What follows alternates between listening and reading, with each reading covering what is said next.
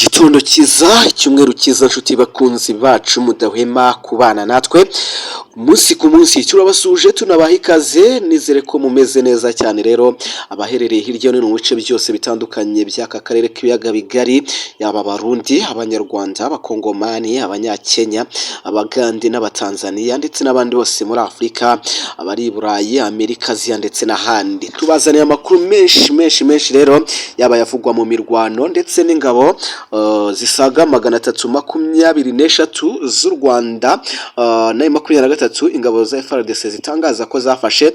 Ariko ku ruhande rw'u Rwanda, Minisitiri w'Ububanyi n'Amahanga w'u Rwanda bwana Ambasaderi Olivier Nduhungirehe yamaze kubatangaza ko rwose ibyo bisa naho ari ikinamico. Gusa ku ruhande rwa Kongo batangaza ko ari abasirikare bafatiye muri teritwari zitandukanye turi bugarukeho, zirimo Karehe, Rubero, Masisi ndetse na teritwari ya Rucuru. Aha rero turaza kureba ninde uri mukuri ninde wigiza nkana, kuko ababurana ari babiri. Of course turabizi uko bigenda, yaba Kongo turareba facts itanga ndetse n'u Rwanda tureba ibyo Olivier Nduhungirehe yatangaje bisobanura neza uburyo ki bari atari abasirikare b'u Rwanda. Turaza byose kubyinjiramo. Imirwano rero n'ubundi ikomeje kumvikana muri uyu rukerera ndetse niyabaye ku munsi w'ejo turayigarukaho. Hari imirwano myinshi aho imirwano ikakaye cyane n'ubundi rero yabaye mu bice bitandukanye birimo Kashombe, yabaye mu bice bya Rubanda ndetse no muri Musigwe, Katongo, Kigongo ndetse n'ubundi bice bitandukanye muri Kivu y'Amajyaruguru, muri Warikare, muri Buhimba ndetse n'ahandi hatandukanye. Imirwano ikomeje kugenda irumvikana, ingabo z'abarundi zikomeje nazo kuza ku bwinshi, turabigarukaho. Leta Zunze Ubumwe za Amerika zakoze ikintu kitabaho, zagiye zifata mpiri cyangwa se abasirikare bazo bafashe mpiri umukuru w'igihugu cya Venezuela Nicolas Maduro. Uyu ni umugabo ukomeye cyane, ariko Amerika kubera kutumvikana na Venezuela bamushinja kuba acuruza cyangwa se ifatanya n'udutsiko tw'amabandi cyangwa se abakariteri bambutse urumogi baruvana muri Amerika y'epfo barujyana muri Leta Zunze Ubumwe za Amerika. Uyu mugabo rero yasimbuye Hugo Chavez, ariko we ntabwo akorana na Leta Zunze Ubumwe za Amerika ku buryo bukomeye cyane. Turi buze kurebera hamwe rero Amerika nayo ibintu yakoze bimeze bite se, birakwiye ko wafata umutegetsi w'ikindi gihugu kusuka urengera. Turi buze kubirebera hamwe. Imirwano rero n'ubundi uko imeze ndetse ibitero bikomeye cyane, yaba ibyabaye muri iri joro, yaba abatarakurikiye ibyo ku munsi w'ejo ndetse n'ibiri gutegurwa amadeployments ya hano muri Repubulika ya Demokarasi ya Kongo, biri kubera mu mujyi wa Goma, Uvira mu nkengero zayo zose, ndetse turaza kurenga aho ngaho tugere no muri Ikaremi. Hari abantu batangiye kugira ubwoba ko ngo umutwe wa 23 waba ugiye kuba ugera muri ibi bice, ariko biragoye cyane rwose. Ingabo za Repubulika ya Demokarasi ya Kongo zikomeje kuryamira amajanja. Twizere ko rero abantu mwese muri kudukurikirana mukomeje kugubwa neza, icyumweru cyiza, ndetse kandi niba ari irya mbere ugeze aha ngaha, welcome, ndetse tukwifurize kugubwa neza, ariko kandi kuri subscribe kugira ngo uzajye ubona amakuru yacu. Dushimira abakanzeho, twarekera ibitekerezo byanyu, like nyinshi cyane, kandi Imana ikomeze ibahezagire, ibahe amahoro n'imigisha. Reka twihuse cyane rero dutangire n'amakuru akomeye cyane. Dore ku mirwano duhite tuza dukubitira kuri aba basirikare benshi cyane Repubulika ya Demokarasi ya Kongo yerekanye. Turebere hamwe yaba uruhande rwa Kongo icyo rubivugaho ndetse n'urw'u Rwanda. Reka dore ku mirwano yaraye ibaye muri iki gicuku rero mu ijoro rikeye. Imirwano ikomeye cyane yaje kuba yumvikana, n'imirwano ikakaye yabereye mu nkengero za Uvira mu bice bitandukanye, aho imirwano yaje kuba ifata intera ku buryo budasanzwe. Ni imirwano yabaye mu gicuku ndetse indi ba ku munsi w'ejo hashize, aho rero abarwanyi ba 23 bakubiswe ku buryo bukomeye cyane. Imirwano ya mbere yatangira aho bita Kashombe, umutwe wa 23 uhabwa isomo rikomeye cyane, uriruka uragenda rongera ugaba ibitero ahitwa za Rubanda, ariko naho biragorana. Muri iki gitondo rero imirwano yongeye kusubiraho bita Katongo ndetse bita Kigongo. Imirwano iza kuba ifata intera ku buryo budasanzwe.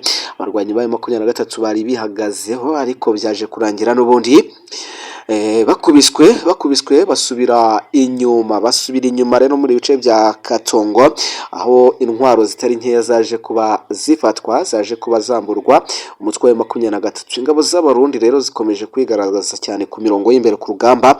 FDNB zongeye kuba zigaruka hano muri ibi bice byose byo muri Sud Kivu, bagukubitira umutwe wa 23. Induru ziravuga.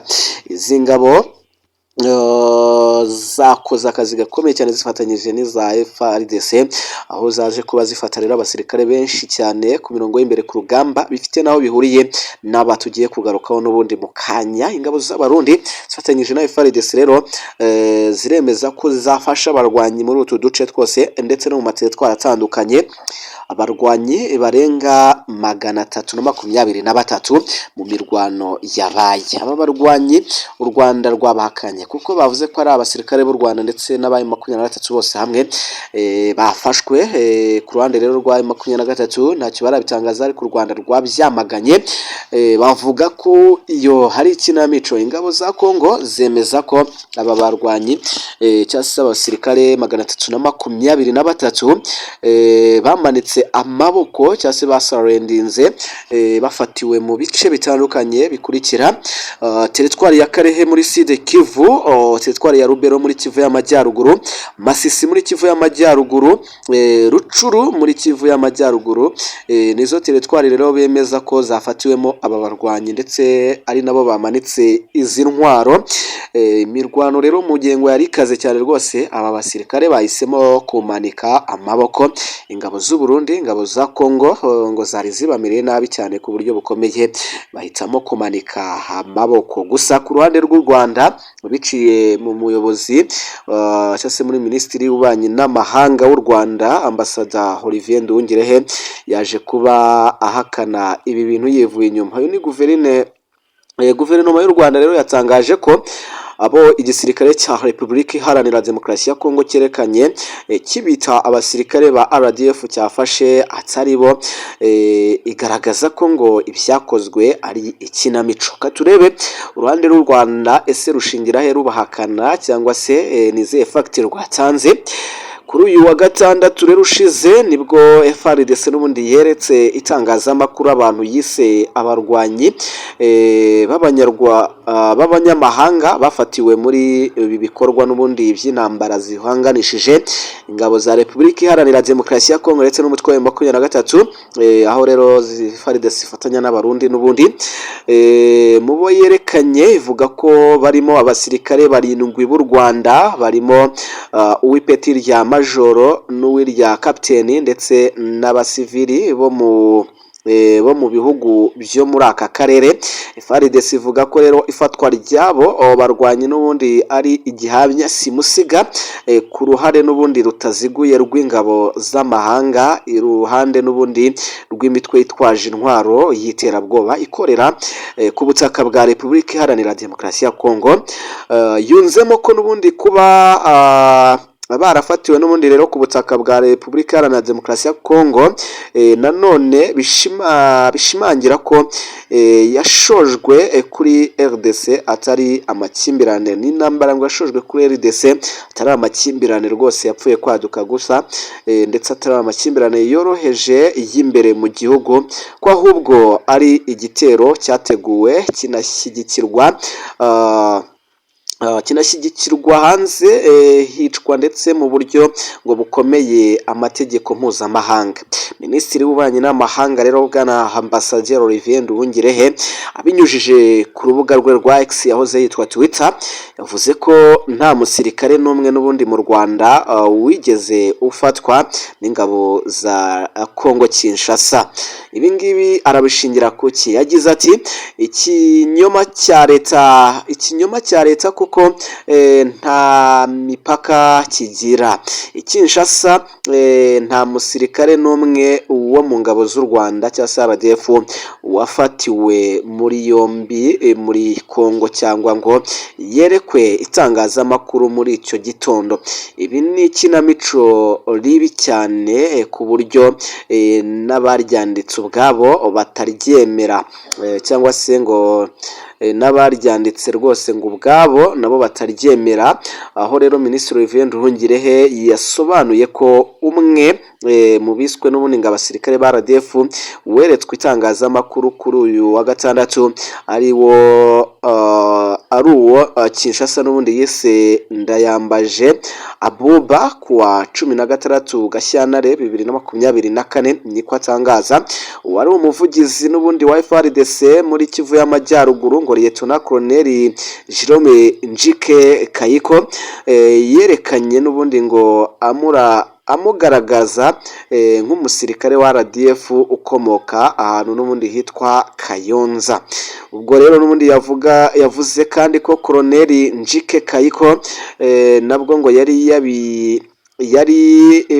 yaribagiwe n'ubundi ko ngo uwo musirikare cyangwa se uwo musore yari yarigeze n'ubundi ngo kumugaragaza hagati muri Mutarama 2024 yambaye n'ubundi imyenda isanzwe yanduye cyane kandi ibirenge bye bigaragara ko bitigeze na rimwe kwambara inkweto za gisirikare mu buzima bwe bwose. Ahangaha sinzi nimbiza ari fact, ariko namwe muraza muri comment mutubwire yaba uruhande rwa Kongo abo rwerekana cyangwa rwerekanye ndetse n'ibisobanuro by'u Rwanda mutubwire. Aba barundi muze mutubwire muri comment ese murabona bihagaze ninde uri kwigiza nkana. Nduhungirehe yavuze ko Kinshasa yahimbye kiriya kinyoma mu rwego rwo gutuma abantu n'ubundi bibagirwa ibara riheruka gukorwa na Generali Ekenge Sylvain Ekenge Bomosa, umuvugizi w'igisirikare cya Repubulika ya Demokarasi ya Kongo. Gusa ayinenga ko n'ubundi ibyo yakoze yabikoranye ubunyamwuga buke cyane. Byose rero nibikomeje kugenda impande zombi ziterana amagambo. Yaba Burundi mwarabibonye mu magambo mukuru w'igihugu yavuze asoza umwaka, u Rwanda narwo rwayafashe nk'ubushotoranyi, ndetse Kongo nayo iyo statement yatangaje yerekana abasirikare b'u Rwanda nabyo bikavugwa ko ngo ari ikinamico. Ese biragaragara ko ibihugu byombi byateraniye kugambanira u Rwanda. Tubwira abarundi n'abanyarwanda, ese murabibona mute n'abakongomani, cyangwa se nta ndurivugira ku musozi ubusa, cyangwa n'urwango ibihugu bifitiye u Rwanda? Ese muri comment mwebwe murabivugaho mute? Turaza kugaruka mu kanya tureba n'ibitekerezo mwaduhaye, tunababwira indi mirwano ikomeje kujya mbere ndetse nuko bimeze kuri iki cyumweru. Imana ikomeze ibarinde, bahe amahoro n'imigisha bitagabanyije. Ndabashimiye cyane, mwibuke gukanda subscribe, mukande kuri like, mutwandikire ibitekerezo byanyu cyane ndetse na like nyinshi cyane, mutwereke ko muri kumwe natwe, mwifatanyije natwe, ubundi umwaka ukomeze kubabera uw'amata n'ubuki, muzawurye n'uzabarye, muzahahe muronke, nibyo tubifuriza. Ciao ciao.